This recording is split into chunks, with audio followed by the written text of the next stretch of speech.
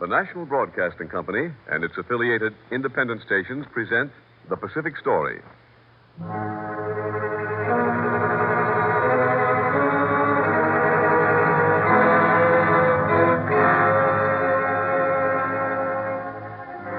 the midst of the fury of world conflict, events in the Pacific are taking on even greater importance.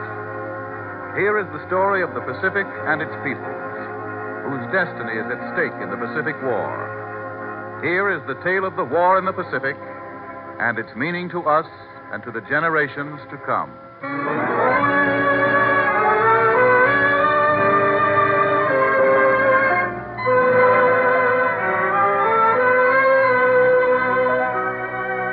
The Pacific Story, presented by the National Broadcasting Company and dedicated to a fuller understanding of the vast Pacific Basin. This broadcast series comes to you as another public service. The drama of the past and present of the millions of people who live around the world's greatest sea, where the East at last meets the West.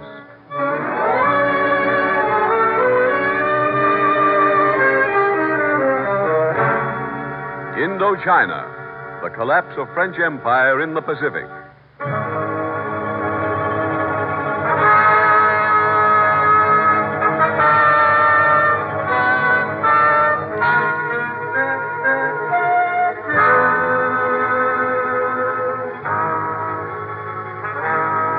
Southeast corner of Asia is one of the most coveted regions in the world, Indochina. Here, France built her stronghold in the Far East and called it her balcony on the Pacific. Today, this strategic area, immensely wealthy in resources and commanding the riches of the Indies and the sea lanes in this quarter of the globe, is no longer French Indochina. Today, it is Japanese Indochina.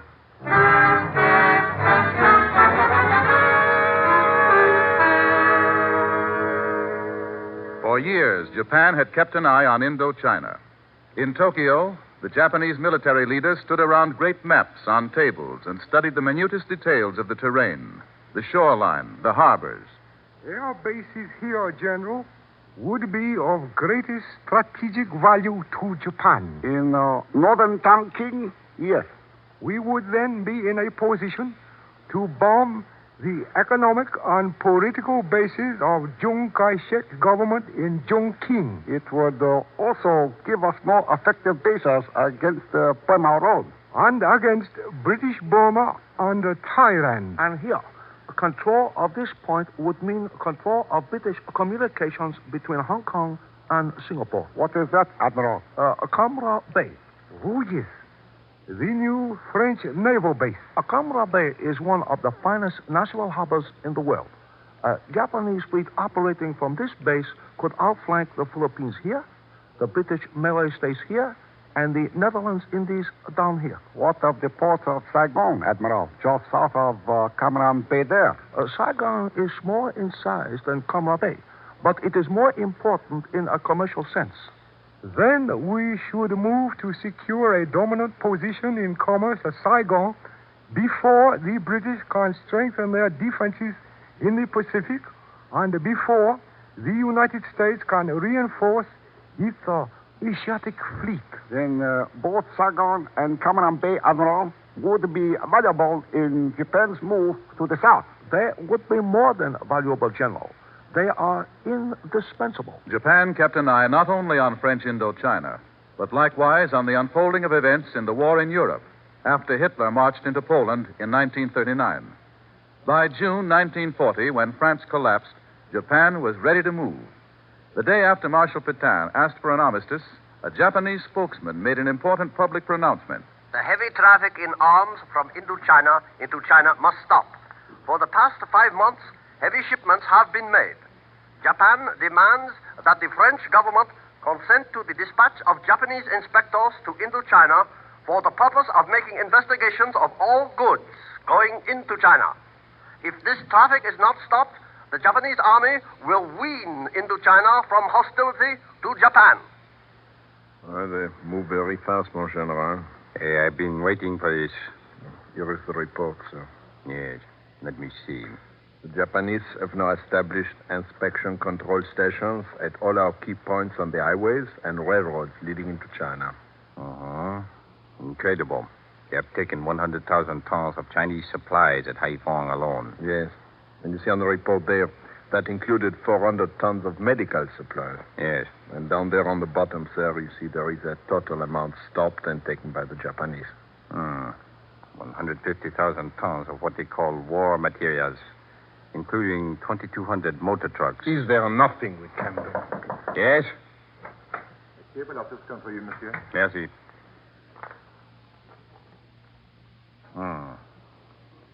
The Japanese mission that came to Indochina to seal the frontier to China now demands that it be opened for the Japanese army. Is there any answer to the cable, monsieur? No. No answer is necessary.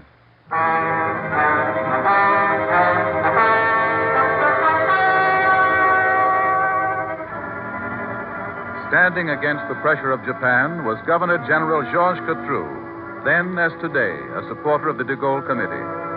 But within a week after the collapse of France, the Pétain regime ordered the removal of Catroux, sent Vice Admiral Jean Decoux to replace him. For more than a month, Catroux held on. It is a very difficult situation, with Admiral Decoux here and General Catroux not stepping down from authority. Whom are we to obey? They say General Catroux is looking to the British for help. Oh, but the British cannot help him now. Perhaps not. No. They have closed the Burma Road 3 days ago to appease Japan. Perhaps General Catroux believes that there might be some change in the international scene so that London can support him. If that should happen, he would be able to defy Vichy. Such a complicated state of affairs. Yes. He said that in... Have you seen the new order? Order? What order? Admiral Decoux has taken over. He is now Governor General. But what of General Catroux? He is gone. Gone? Gone where? Who knows? But it would be my guess that he has taken the only course that... General Catroux made a dramatic escape from Indochina, went first to London and then to Egypt to continue his fight with the fighting French. And now Indochina moved step by step into the camp of the Japanese. The Japanese have demanded and taken air bases at Lao Cai and Hanoi. Japanese troops crossed the border into Indochina at 3 important points just before midnight. The Japanese have captured a French general and 2,000 troops and forced the French to withdraw. The Japanese have secured a monopoly on Indochina's rice, rubber, and coal. This comes as a lifesaver for Japan, whose rice supply was dangerously reduced by the war. Step by step, Japan engulfed Indochina. In Hanoi, Admiral Decoux, the French Governor General, sat in conference with Japanese Major General Raishiro Sumita, discussing these progressive steps. In Vichy, the loudspeakers announced, After long conferences, Japan and Vichy are now in complete accord and will cooperate in the defense of Indochina. Meanwhile, Frenchmen stood on the shore of Saigon and Cameron Bay and watched Japanese men of war and transports move into the great harbors.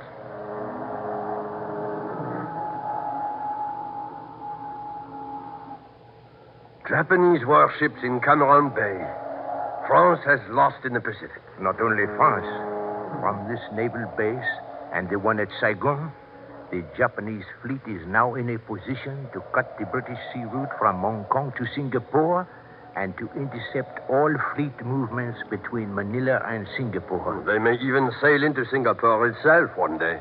We are seeing more than Japanese warships here. We are seeing the drawing of a new map of Southeast Asia.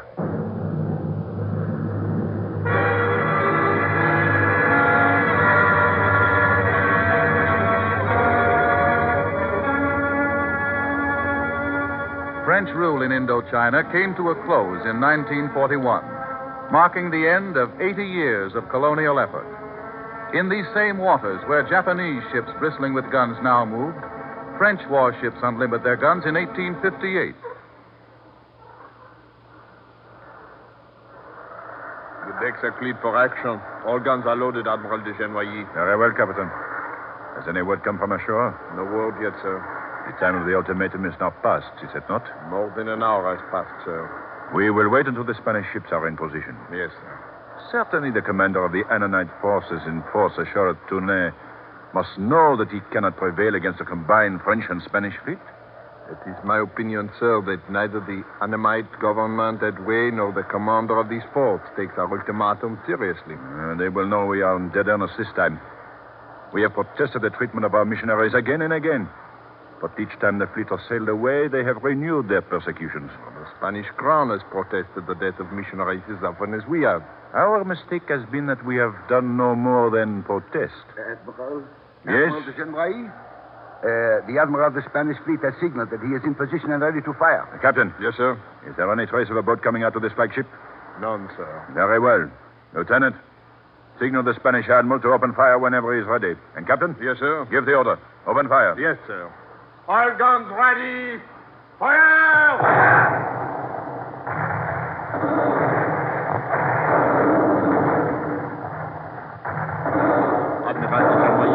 The right fleet's on the first salvo. Continue firing until the forts are demolished. Yes, sir.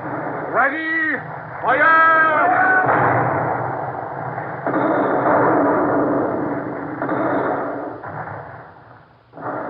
From this time forward, for a period of nearly 20 years, French admirals were to have the ruling hand in extending the influence of France into Indochina.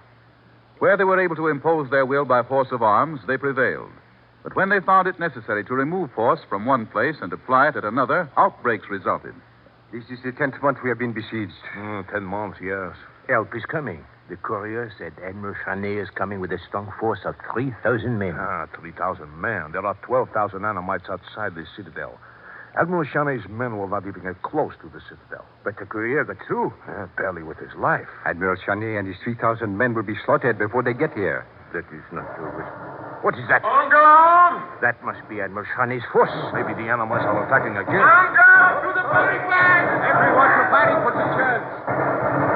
It is Admiral Chaney's men. They are cutting through the Annamites. Watch your fire. Do not shoot Admiral Chaney's men. The Annamites are caught between the Admiral's force and the citadel. The Annamites are trapped. The Admiral is going to lift the siege. He's going to lift the siege. Open the citadel gates. We will turn on the right Chaney's bow. Come on! Come on!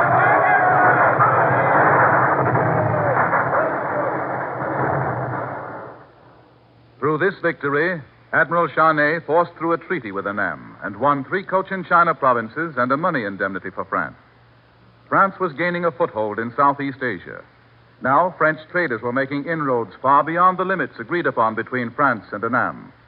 The friction that had subsided grew again, and another French admiral, Admiral Dupré, then Governor General of Cochin China, sent for a brilliant young officer, Francis Gagné.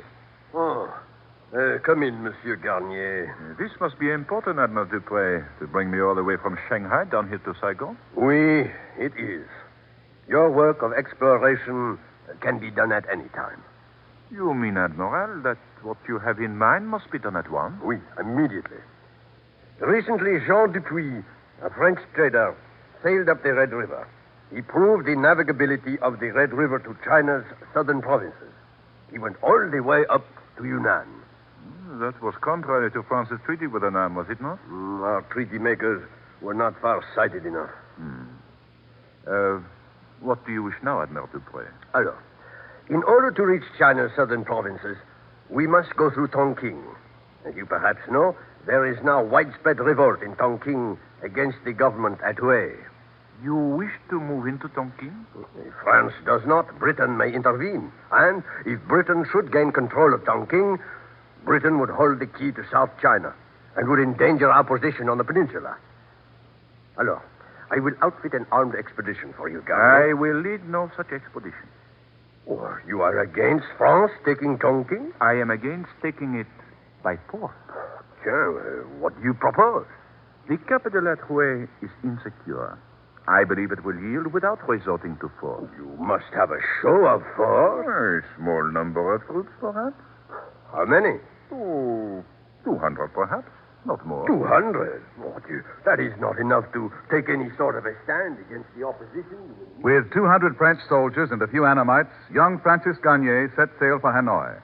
He found Hanoi buzzing with military preparations to close the Red River to commerce and to resist the French forces. Take this ultimatum to the commander of the Annamite forces in Hanoi. Inform him that if the Red River is not immediately open to commerce and Hanoi disarmed, that I will storm the citadel. The ultimatum went unheeded. Francis Gagné attacked.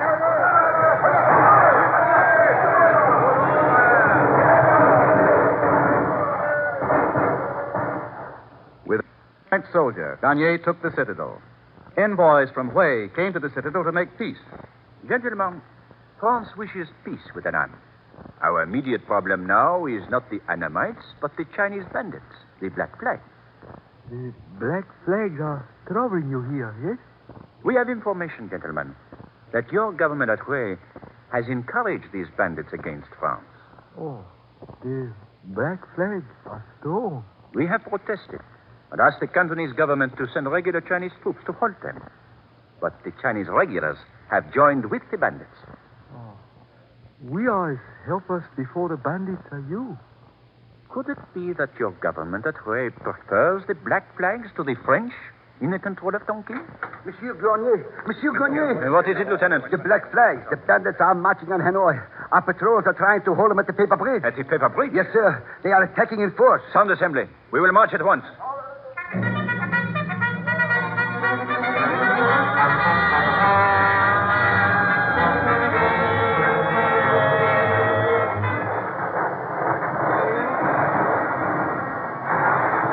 There is the paper bridge ahead of us, sir. Yes.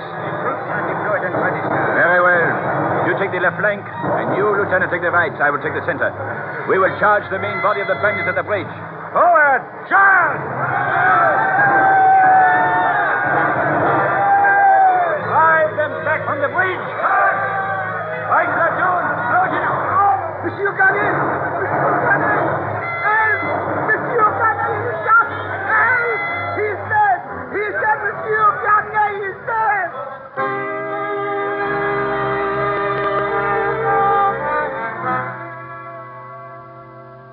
The Black Flags were driven back, but the death of Francis Gayne delayed the French conquest of Tonkin 10 years.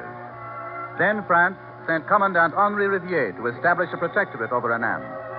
But Riviere was killed by the Black Flags at almost the same spot and in almost the way that Gayne was killed. France then bombarded the fort at Hui, the capital, forced the Annamites to sue for peace, and completed the conquest of the Delta by taking the towns one by one.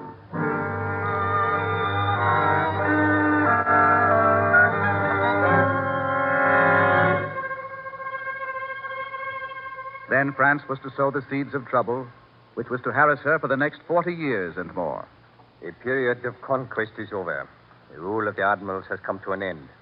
Now, we must substitute civil administration. Monsieur, my committee has a study, and it is our conclusion that we must form the colonies in our own image in order to better them. In what sense does the senator mean? We must replace the native institutions with our institutions in France. Well, it might be distinctly to our advantage to retain some of the native institutions. No. No, I do not agree with you. You feel, monsieur, that the natives are not capable of contributing to French culture?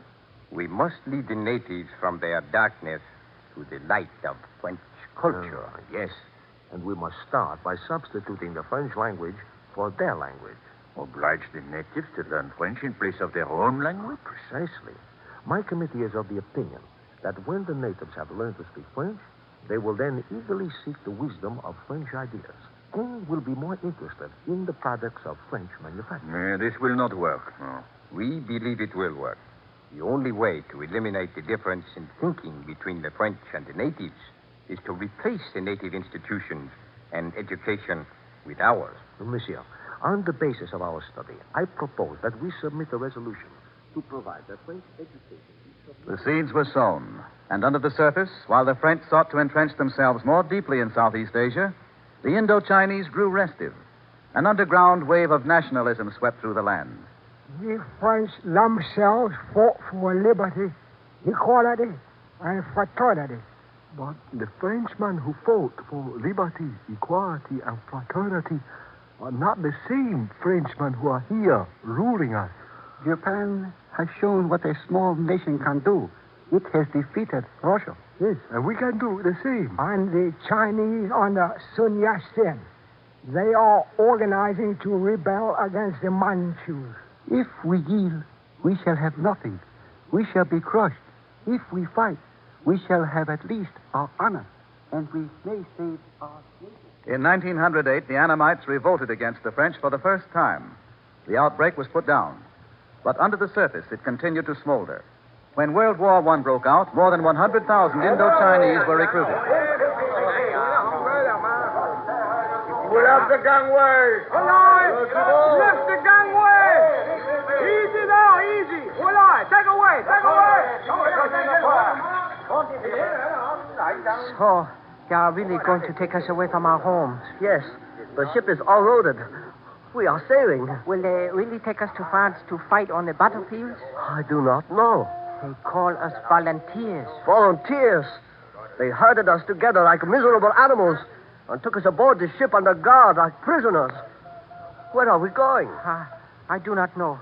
Let us ask his French officer. Yes. Where are you taking all of us? You will learn in due time. But where? We are sailing. That is all I can tell you now. You'll be told what to do when the time comes. They are taking us to France, I know. They have taken me away from my family. I am not going. I am not going. Where are you going? You cannot climb over that rail. Come back. Going back. Come back. Going back home. Man overboard. Man overboard. It is an naked soldier. Get that man. Get him.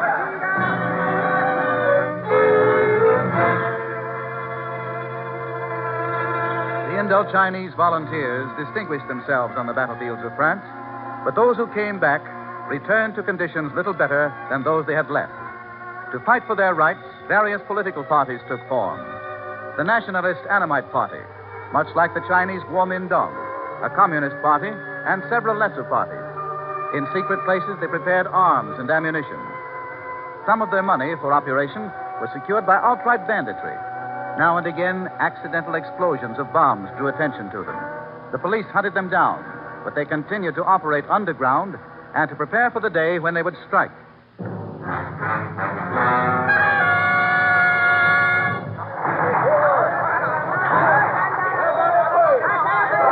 Native soldiers garrisoned at Yanbei mutinied at dawn today and brutally murdered their French officers. Yanbei controls the Red River Valley and is of great strategic importance. The native rebellion has spread to Hanoi. Bombs have been thrown at the commissariat. A sub-prefect has been assassinated, and violence is rife throughout the city.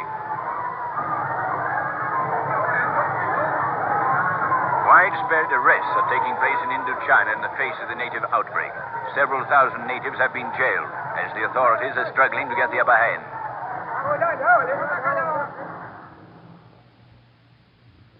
It is time that we re-examine our policy toward the institutions of the people of Indochina. Well, we might better set up a policy of association with the people of Indochina rather than to try to continue to impose the French language and the French culture upon them, huh? And what do you suggest, Mr. Chairman? That we govern the natives by operating through framework of their own laws and customs. That would mean the relaxation of the teaching of French. Well, we should have learned by this time that the wise course is to put the emphasis in primary education on the vernacular rather than on the French language. With this policy, the French and the peoples of Indochina drew closer together. The French, through their extensive research, uncovered the wonders of the cultural heritage of Indochina. The Indochinese recognized the great value of the French doctors in the fighting of tropical diseases. But the intellectuals of Indochina still doubted that the French liberté, égalité, and fraternité applied to them. This failure to see eye to eye was an important factor after the outbreak of the war in the Pacific.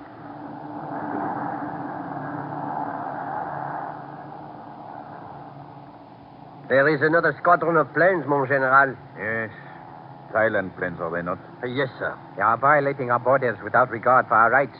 Thailand knows that Japan is putting pressure on us. I think Japan is using Thailand against us. This is an old quarrel with Thailand. They are teaching their school children that parts of Indochina belong to them. And Thailand is building up her armed forces day by day. Yes, and we have only 27,000 regular troops. And Thailand has at least 60,000. And many reserves. A growing air force, navy. Air force? I am certain Thailand is getting planes from Japan. We can do nothing about that. Well, General, if they outnumber us, we must get reinforcements. Reinforcements? Reinforcements would have to come from France itself, or from other parts of the French Empire. This is impossible now. Are we to have nothing to fight with? Below us, there in Camera Bay, We have the cruiser de Montpiquet, 4 dispatch boats, and 10 gunboats. That is little out here in the Far East alone. We must use what we have and make every move count. General, there are some more Thailand planes. Yes. One of these days, they will do more than simply fly over us. We must make every effort. The friction increased between the two neighbors, China, and Thailand. Charges continued that Japan was fomenting the conflict. Developments came rapidly.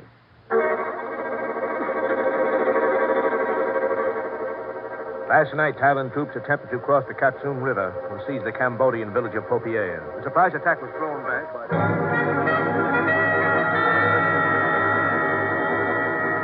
Japan has sold 25 bombers and 33 pursuit planes to Thailand. Violations of the border continue as...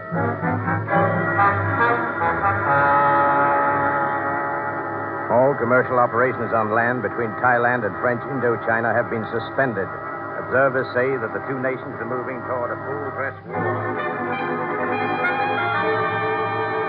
The French Asiatic Squadron, led by the cruiser La Motte-Piquet, last night destroyed the main units of the Navy of Thailand in a surprise attack in the Gulf of Siam. Japan dictates that the strife between Thailand and Indochina come to an end. Thailand's claims are just. Japan will mediate this border dispute and will make the final decision. The French were in no position to defend their claims. France had fallen, and Indochina, isolated and alone, halfway around the world in the Far East, was caught between Thailand and the Japanese. The French yielded. We have ceded to Thailand territory amounting to 25,000 square miles, with a population of 1 million people. But let it be known that we yielded to Japan, not to Thailand. And Japan it was that was calling the tune. When the settlement was made, Foreign Minister Matsuoka dispatched a letter to both Indochina and Thailand. Japan expects France and Thailand to declare that they have no intention to conclude with any third powers any agreement or understanding that anticipates military or any other type of cooperation against Japan. This was the beginning of the end of France in Southeast Asia, and the end itself was not far off. Presently, Japan moved into Indochina itself, then struck at the United States at Pearl Harbor. Thailand then joined forces with Japan and Indochina. France's balcony on the Pacific dropped like a ripe plum into the lap of the Japanese.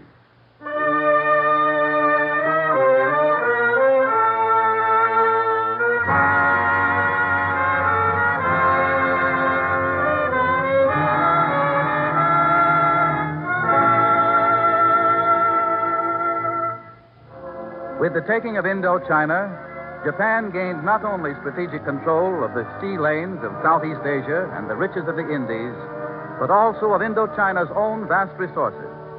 For Indochina, with its 286,000 square miles, 1/3 larger than France itself, is rich in its own resources. Possession of these brings Japan a great stride closer to its objective of self-sufficiency and gives Japan a stronger position against all the powers of the world.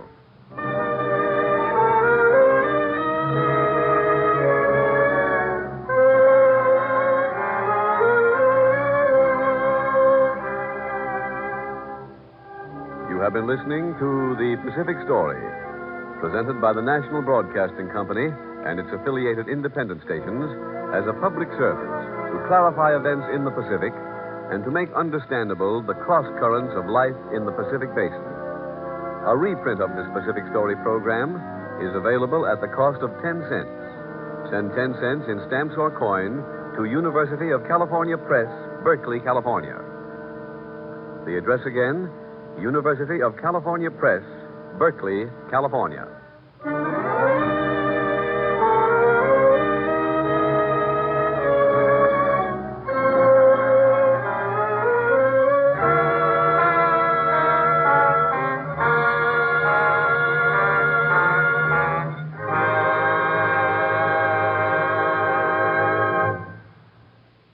The Pacific Story is written by Arnold Marquis. The original musical score was composed and conducted by Thomas Peluso. Your narrator, Gayne Whitman. Pacific Story was presented from Hollywood. This is the National Broadcasting Company.